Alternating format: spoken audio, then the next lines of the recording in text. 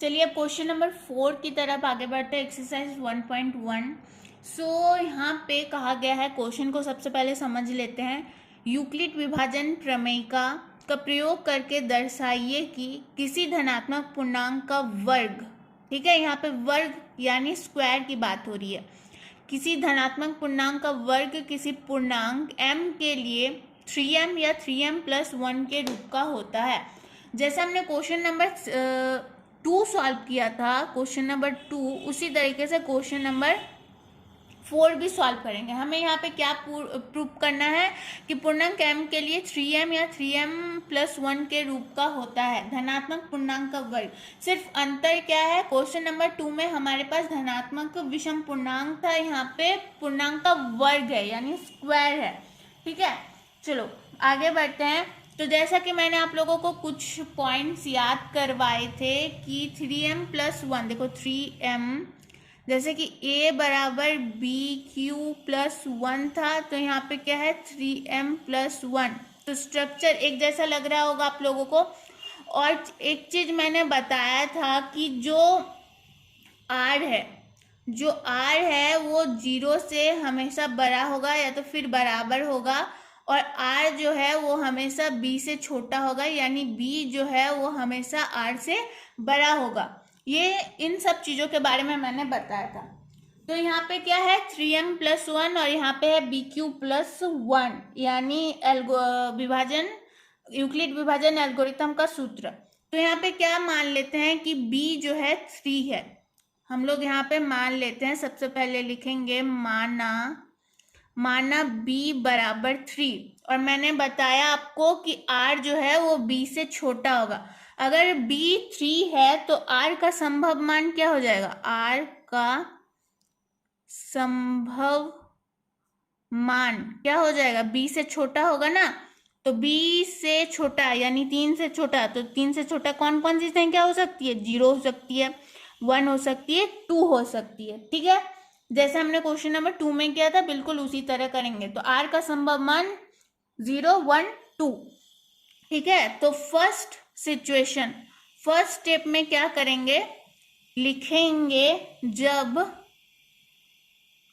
r बराबर 0 तो a बराबर क्या हो जाएगा, BQ प्लस क्या हो जाएगा, BQ+1, सॉरी BQ+R होगा ना, BQ+R। तो B हमने क्या माना था, 3 माना था, तो Q तो Q ही रहेगा, और R को हमने क्या माना है अभी, 0 फर्स्ट स्टेप में। ठीक है, तो क्या हो गया 3Q+0, इसको क्या लिख सकते हैं, 3Q लिखेंगे। अब हमें यहाँ पे गौर करने वाली बात है कि धनात्मक पूर्णांक का वर्ग कहा गया है, तो a बराबर 3Q आ गया है। तो क्या करेंगे, अब हम इस समीकरण में a बराबर 3Q में इस समीकरण के, एक मिनट, समीकरण के दोनों पक्षों में,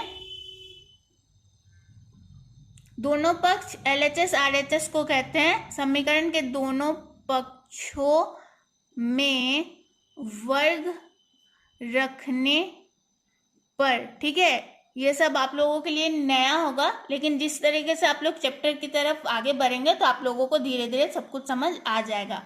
समीकरण, ये वाला जो है समीकरण, हालांकि आप लोगों ने समीकरण के बारे में, समीकरण क्या होता है, स्ट्रक्चर क्या होता है, वो आप लोगों ने पहले भी देखा होगा दूसरी कक्षाओं में। तो अब वर्ग मैंने आप लोगों को कहा था वर्ग यानी स्क्वायर, तो a² हो गया 3Q का होल स्क्वायर। स्क्वायर के बारे में भी आप लोगों को पता होगा, तो a² तो a² हो जाएगा, 3 का स्क्वायर क्या हो जाएगा, 3 × 3 क्या होता है, 9 होता है, 9Q²। ठीक है, अब हम लोग क्या करेंगे, a² को a² रहने देंगे, और हम लोग 9Q² को क्या लिख सकते हैं, 3 × 3Q², ऐसा लिख सकते हैं कि नहीं हम लोग 9Q² को, तो बिल्कुल लिख सकते हैं। देखो क्या हो जाएगा, 3 को, एक मिनट, 3 को अगर 3q स्क्वायर से गुना करते हैं तो 3 इंटू 3 9 और q स्क्वायर, तो 9q स्क्वायर को हम लोग 3 इंटू 3q का स्क्वायर भी लिख सकते हैं।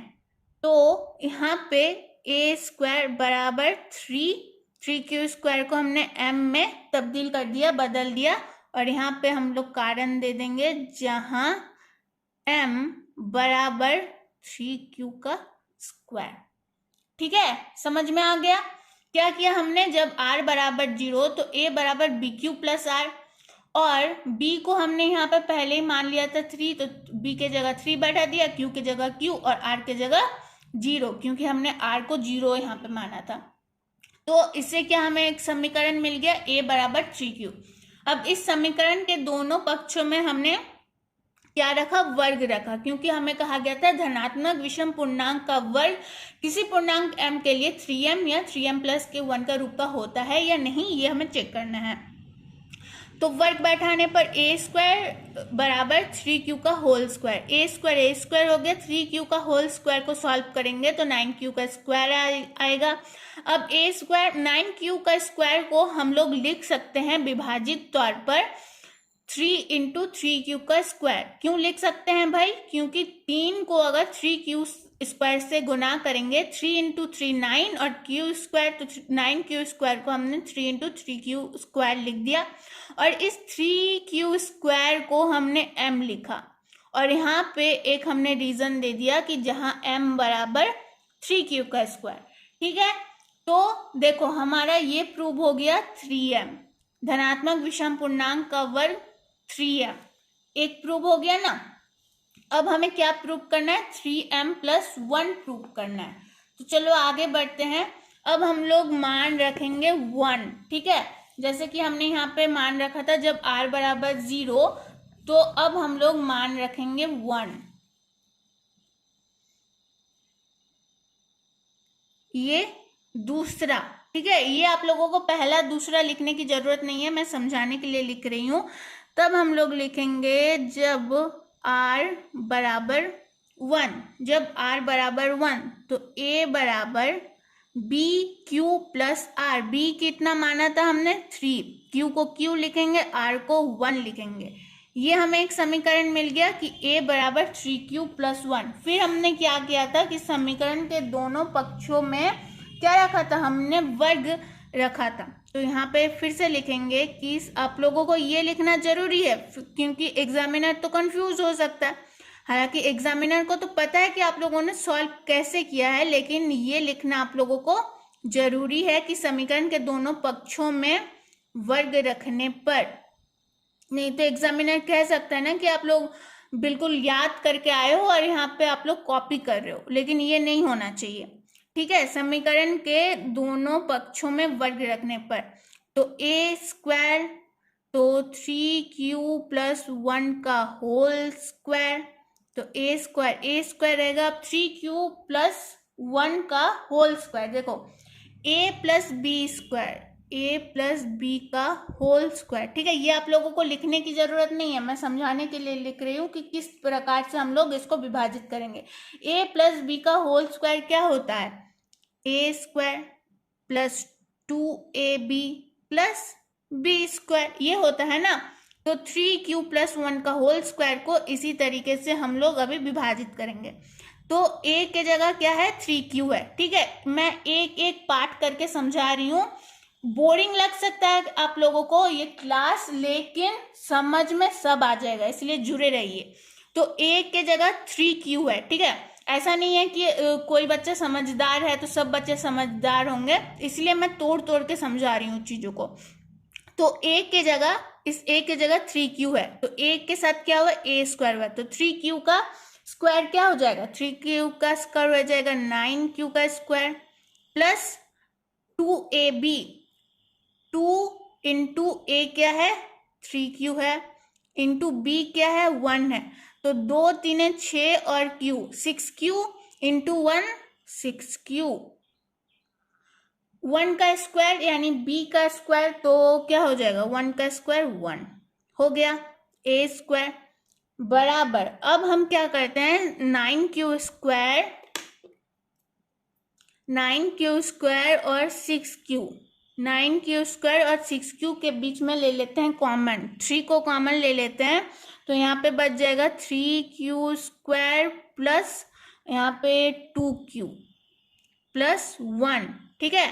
3 इंटू 3q², तो 3 9q², 3 इंटू 2q तो 6q हो गया। कॉमन लेना आप लोगों को आना चाहिए, और नहीं आएगा तो आप लोग कमेंट बॉक्स में कमेंट कीजिएगा, मैंने एक वीडियो बना के रखा है उसका लिंक दे दूंगी। तो a² बराबर 3, इस 3q² प्लस 2q को हम लोग लिख देते हैं m, ठीक है। इस 3q² प्लस 2q को हम लोग यहाँ पे लिख देते हैं m, और +1 जिस तरीके से है +1 को +1 दे देते हैं, और यहाँ पे हम लोग दे देंगे कारण कि जहाँ m बराबर 3q² प्लस 2q है। बस हो गया, a² बराबर 3m + 1। क्या हमें प्रूव करने के लिए कहा गया था कि किसी धनात्मक पूर्णांक का वर्ग यानी स्क्वायर, किसी धनात्मक पूर्णांक का वर्ग जो है वो 3m + 1 के रूप का होता है। हमने प्रूव कर दिया। आप लोग चाहे तो इसका स्क्रीनशॉट ले लो या फिर नोट कर लो, जिस हिसाब से आप लोगों को अच्छा लगे आप लोग कर सकते हो, ठीक है। मैं जूम आउट कर देती हूँ एक बार, देखो पूरा सॉल्यूशन ये रहा, आप लोग कर सकते हो एक बार स्क्रीनशॉट।